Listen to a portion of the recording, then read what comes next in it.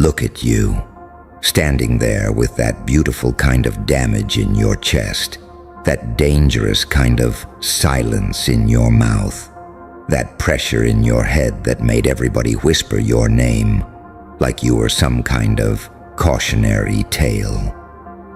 They looked at you and decided the story was over. They saw the exhaustion in your eyes, the distance in your stare, the way you stopped explaining yourself, and they came to the most deliciously stupid conclusion they could possibly make. They thought you lost your mind, and that was perfect, because while they were busy diagnosing your collapse, you were studying their patterns. While they were gossiping about how far you'd fallen, you were memorizing every fake smile, every slick little betrayal, every moment they switched up on you the second you stopped being useful. They thought you were unraveling. You were observing. They thought you were cracking under pressure. You were becoming pressure. They thought you were too broken to think straight, too overwhelmed to move smart, too wounded to ever be dangerous again. That's the thing about people. They only respect pain they can understand. The moment your pain gets quiet, strategic, unreadable, they panic, because chaos they can laugh at. But silence makes people nervous. Silence means something is loading. Silence means you're not reacting anymore. Silence means the version of you they used to manipulate has started dying off, and now they're stuck in a room with someone they no longer know how to read. And you know what really shook them? It wasn't the sadness. It wasn't the anger. It wasn't even the breakdown. It was the fact that you came back colder, sharper, cleaner, less available, less emotional with the wrong people, less eager to prove your heart to those who treated it like a toy. They expected tears. They expected begging. They expected desperate paragraphs, emotional reactions, public meltdowns, messy explanations, one more chance speeches, one more conversation, one more attempt to make people understand what they did to you. But instead you disappeared into yourself. That's when the fear started. Because when somebody hurts you and you still keep chasing them, they feel powerful. But when somebody hurts you and you become disciplined, they start replaying everything they did. They start wondering what you know. They start wondering what you're planning. They start wondering why your energy changed, why your eyes changed, why your presence doesn't feel wounded anymore, why you stopped reaching, why you stopped arguing, why you stopped trying to rescue people from the consequences of how they treated you. See, they thought revenge was going to look loud, explosive, emotional, obvious. They thought revenge would be some dramatic crash out they could point at and use against you. They wanted you reckless. They wanted you unstable. They wanted you so consumed by pain that you'd destroy yourself before you ever became a threat to them. But you did something far more terrifying. You got patient. You let the pain sit in your bones long enough to teach you. You let the betrayal burn long enough to wake something ancient up inside you. You let the humiliation season you. You let the disrespect sober you up. You stopped asking, why did they do me like that? And started asking the only question that actually changes lives. What did this reveal? Oh, and what it revealed was ugly. It revealed who only loved the version of you that had no boundaries. It revealed who needed you exhausted so they could stay comfortable. It revealed who smiled in your face and quietly prayed for your downfall because your light made them feel small. It revealed who enjoyed your confusion because clarity would mean they couldn't control you anymore. It revealed who was never misunderstanding you. they understood you perfectly. They just benefited from pretending they didn't. That realization changes a person. Because once you understand that some people didn't accidentally hurt you, they strategically used you, a switch flips. You stop romanticizing loyalty. You stop confusing history with trust. You stop calling bare minimum behavior love. You stop handing your softness to people who weaponize vulnerability and then act shocked when you become harder to reach. And the wild part, they still thought your distance was weakness. They thought you went quiet because you had nothing left. They thought your withdrawal meant defeat. They thought your numbness meant surrender. They didn't know you were in the lab, building, rewiring, detaching, turning every memory into data, every insult into fuel, every lie into clarity, every sleepless night into vision. That's the revenge they never see coming. Not chaos, not noise, not destruction, transformation. The kind that ruins every old access point people had to you. The kind that makes their old tricks stop working. The kind that turns their confidence into confusion. The kind that forces them to watch you become someone their manipulation can no longer reach. Because let's be honest, the deepest revenge was never about screaming the loudest. It was never about posting cryptic shots. It was never about proving how hurt you were. It was about becoming so solid, so self-respecting, so mentally dangerous that the very people who played with your name start choking on the realization that they created the one version of you they can never control again. You didn't lose your mind. You lost your tolerance. You lost your willingness to keep giving people the benefit of the doubt when they kept handing you evidence. You lost your addiction to over-explaining. You lost your need to be seen as nice by people committed to treating you dirty. You lost your old habit of shrinking to keep the peace. You lost your fear of outgrowing people who felt entitled to your old softness. And when that old version of you died, everybody who benefited from it called you crazy. Of course they did. People always call it madness when they no longer have access. They call it pride when you finally have standards. They call it cold when you stop bleeding for free. They call it revenge when you simply stop volunteering for your own disrespect. That's why your silence bothered them more than your pain ever did.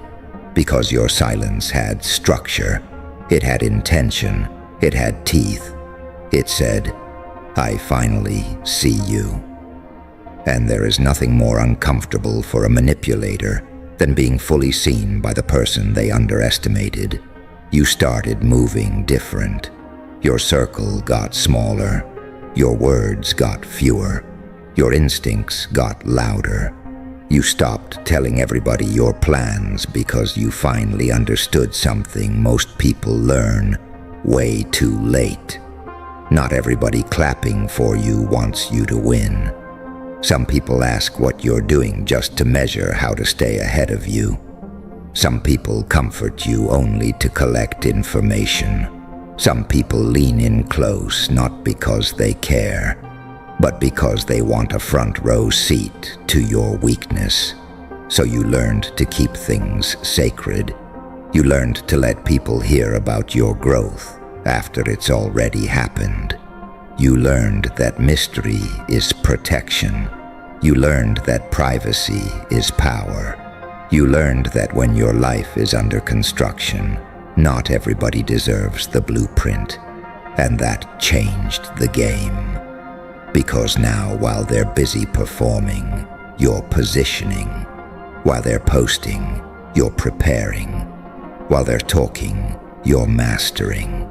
While they're assuming you're still drowning in the same pain they left you in, you're building a mind so disciplined it scares even you sometimes.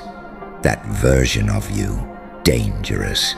not because it wants to destroy, but because it no longer fears losing what was never loyal to begin with. That's freedom. That's when your whole posture changes. You stop negotiating with disrespect. You stop explaining your value to people committed to misunderstanding it. You stop auditioning for spaces that only tolerated you when you were convenient. You stop watering dead things and calling yourself patient. You stop trying to heal in the same rooms that taught you to doubt your worth. And then something delicious happens. The people who thought you were done start hearing about you. Not from you. Never from you. From the results. From the shift. From the energy. From the fact that you don't look broken anymore. You look focused. You don't sound bitter anymore. You sound certain. You don't feel desperate anymore. You feel unavailable. And now the same people who were so sure you'd never recover are forced to sit with a brutal truth. Your breakdown didn't bury you. It introduced you to yourself. That's why you can't regret what broke you. I know that sounds insane when you remember the nights you almost came apart. The overthinking, the chest pain, the rage, the numbness, the way your own reflection felt unfamiliar, the way disappointment piled so high you started questioning whether being good even mattered anymore. I know. But listen carefully. That pain stripped the fantasy out of your life. It showed you who was real when there was nothing flashy left to gain from you. It exposed who only loved your light but had no interest in your healing. It taught you that some people prefer the bleeding version of you because a healed version might finally leave. It forced you to develop discernment, and discernment is a gift wrapped in heartbreak. Now you notice things faster. You notice the energy shift before the betrayal arrives. You notice the envy hiding inside fake support. You notice the passive disrespect disguised as jokes. You notice the way some people only reach out when they need your softness, your ideas, your labor, your loyalty, your emotional availability. You notice. And because you notice, you no longer get caught the same way. That right there is revenge. Not revenge that destroys your soul. Revenge that upgrades it. Revenge that says, you don't get to use me as a lesson while I stay the same. Revenge that turns pain into standards. Revenge that turns betrayal into instinct. Revenge that turns humiliation into hunger. Revenge that turns abandonment into independence so deep that nobody can ever threaten you with their absence again. You know how powerful that is? To become someone who no longer begs for what should have been given with love.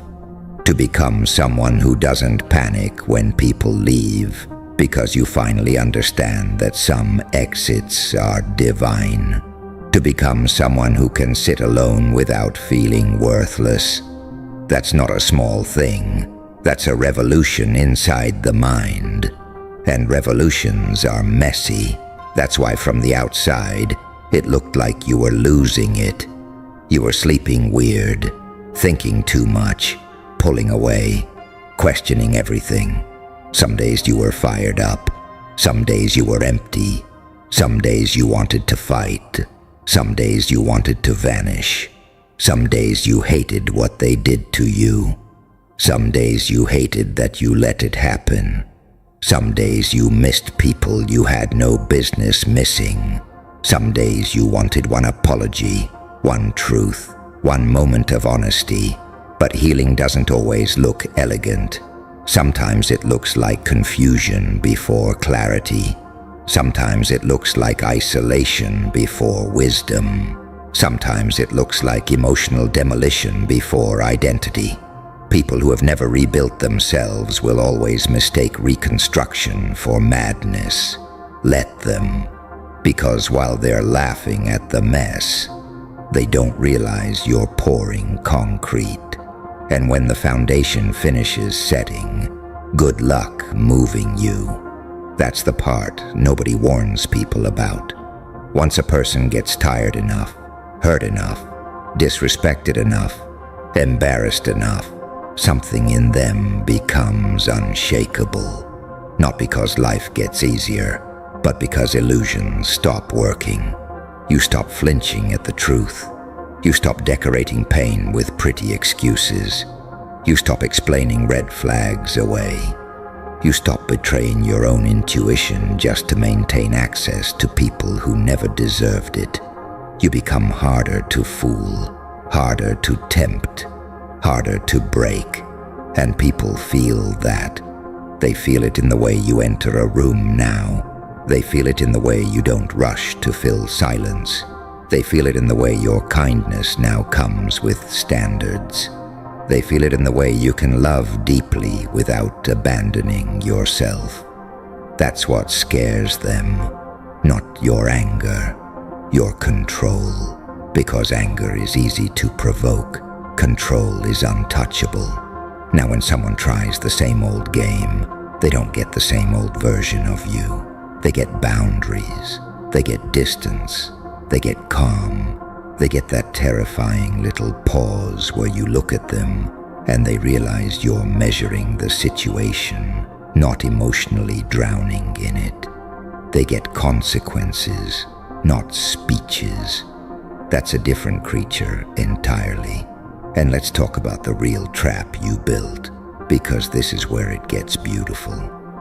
The trap was never for them. Not really. The trap was for the version of you that kept settling.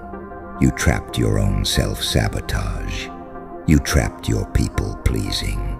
You trapped your fear of rejection. You trapped your craving to be understood by those committed to twisting your words. You trapped that old reflex that wanted to chase closure from people who enjoy withholding it. You trapped your own weakness, stared it in the face and said, "You don't run this anymore." That's why your energy feels different now, because you're no longer split in half. One part of you wanting peace, another part of you addicted to familiar pain, one part of you knowing better, another part of you still reaching back, one part of you craving respect, another part of you tolerating crumbs. No. Now there's alignment, and alignment is lethal, because once your mind, your standards, your instincts, and your discipline start moving together, your whole life begins to shift. You stop leaking energy into the wrong battles. You stop wasting your best years trying to explain yourself to emotionally dishonest people. You stop confusing chaos with passion. You stop calling survival love. You stop calling anxiety chemistry. You stop calling being tolerated acceptance. And the rewards start showing up quietly at first.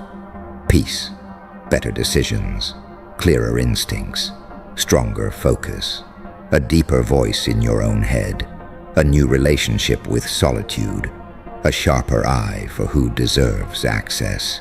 You begin attracting differently because you are finally seeing differently.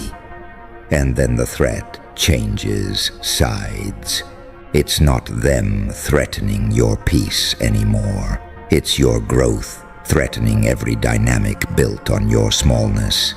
That's why some people get weird when you heal. Your healing exposes the role they played in your suffering. Your discipline exposes their laziness. Your self-respect exposes their games. Your boundaries expose their entitlement. Your glow-up, mental, emotional, spiritual, makes their old treatment of you look even uglier in hindsight. Good. Let it. Let them sit with that discomfort. Let them wonder when exactly you stopped being the person they could mishandle. Let them feel the distance. Let them realize too late that access to you was a privilege, not a guarantee. Because too many people only understand your value when your energy is no longer available on demand. And no, you don't need to announce anything. That's the beauty of it. Real power doesn't scream. Real power rearranges. It moves furniture in the soul. It changes appetite. It changes standards. It changes what you laugh at, what you tolerate, what you answer, what you chase, what you walk away from. That's what you built in the dark while they thought you were losing your mind. A new nervous system, a new standard, a new code, a new identity, one that doesn't need applause, one that doesn't need permission, one that doesn't need revenge in the childish sense, because your existence, your discipline, your refusal to break the same way twice is already the kind of revenge most people can't survive watching. So when they look at you now and try to figure out what happened, let them wonder. Let them replay your old silence and realize it wasn't emptiness. It was calculation. Let them remember the days they mocked your pain and realize they were witnessing the birth of someone they would never be able to manipulate again. Let them choke on the fact that the very pressure they applied to crush you ended up forging you into someone far more precise, far more disciplined, far more dangerous than the version they underestimated. And you keep going. You keep building. You keep becoming. You keep letting your standards get so high that disrespect can't breathe near you. You keep protecting your focus like it's sacred. You keep making your inner world so strong that no external betrayal can send you back to being easy to play with. You keep moving like somebody who has seen the truth and cannot be seduced by illusions anymore, because the old you wanted closure. The new you wants control. The old you wanted fairness. The new you wants clarity. The old you wanted people to feel sorry. The new you wants results. And results are ruthless. Results don't care who doubted you. Results don't argue. Results don't explain. Results just arrive, stand there cold and undeniable, and force everybody to confront what they got wrong about you. So let them keep their little story about how you cracked. Let them keep telling themselves you were unstable, emotional, dramatic, done. Meanwhile, you become the kind of person who can walk through betrayal without becoming cheap. Walk through humiliation without losing dignity. Walk through loneliness without running back to poison. Walk through doubt without abandoning the mission. That's not insanity. That's evolution with scars on it. That's wisdom built in places no one clapped for. That's self-respect pulled from the wreckage.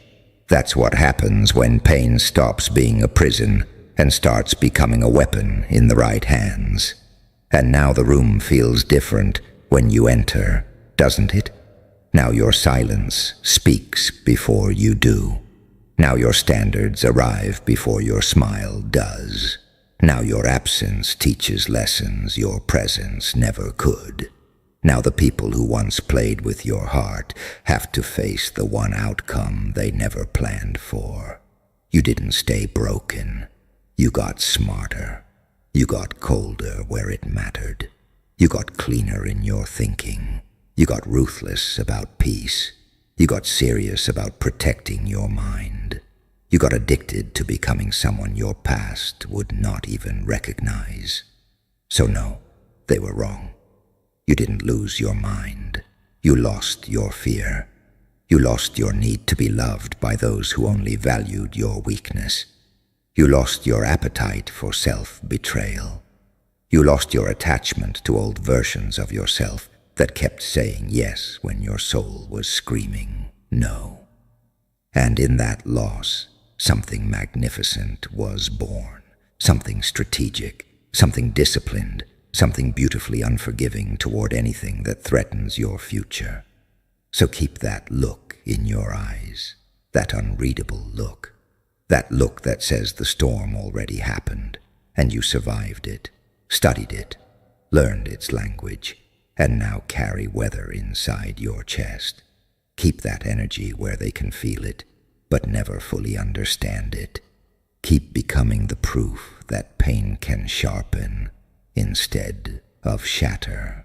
Keep becoming the consequence of everybody who mistook your heart for weakness. Keep becoming the kind of person who no longer needs revenge handed to them by fate. Because every disciplined step, every boundary, every silent level up, every refusal to go back, every moment you choose your future over your old wounds, every day you deny broken people access to the healed version of you, every time you turn pain into power instead of performance, every single time you rise without warning and move without explanation, the trap closes a little tighter. The truth gets a little louder, and the world starts realizing what they should have known from the start. The most dangerous person in the room is never the one making noise. It's the one who went quiet, got focused, and came back impossible to play with.